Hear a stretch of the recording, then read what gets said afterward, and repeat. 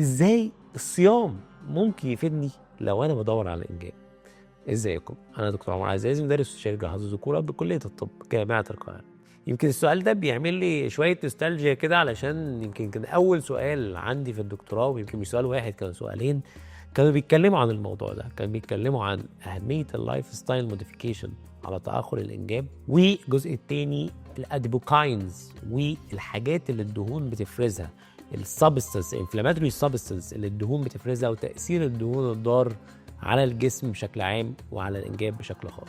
فبالتالي لما بنيجي نتكلم عن الصيام بمعناه الحقيقي، اللي هو برضو للاسف مش بتكلم ان احنا هنصوم وبعد كده نفطر وندبها، لكن انا هنا بتكلم عن الصيام بمعنى الحقيقي، انك انت بتزهد وبتبعد عن الاكل شويه، وانك بتقرب اكتر للطاعات وي وي وي.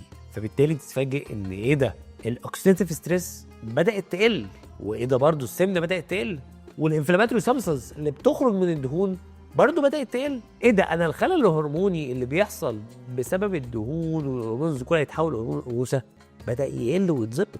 ويمكن احنا بنقول لاي مريض واي كابلز بيسعى للانجاب ان اول واحد اهم خطوات علاج تاخر الانجاب هو بيكون انقاص الوزن، وده بيكون للكابلز على فكره، يعني بيكون برضه للزوجه، اللي ده بيساعدها جدا في تحسين التكيسات وعلاج كتير للخلل الهرموني، والزوج زي ما اتكلمنا، وتاثير السمنه وتاثير انقاص الاكسيديتيف ستريس على الحيوانات المنويه وكل السيمن بارامترز تحسنه، سواء كعدد او حركه او تشوهات او تكسير الماده الوراثيه. فبالتالي لو احنا قبل بنسعى للانجاب، خلينا نستغل رمضان صح، ان الصيام يساعدنا في رحله انقاص الوزن ونظبط الدهون اكتر واكتر. وكل سنه وانتم طيبين.